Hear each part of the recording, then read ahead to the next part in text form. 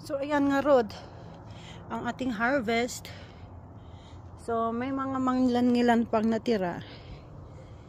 Ayan, para sa katapusan.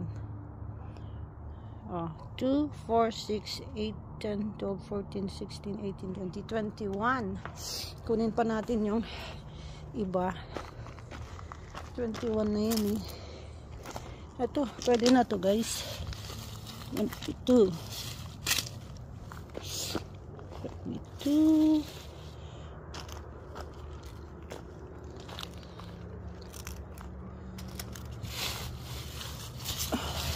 23. Ayan, 24. Oh, kusa na siyang bumigay. Ayan.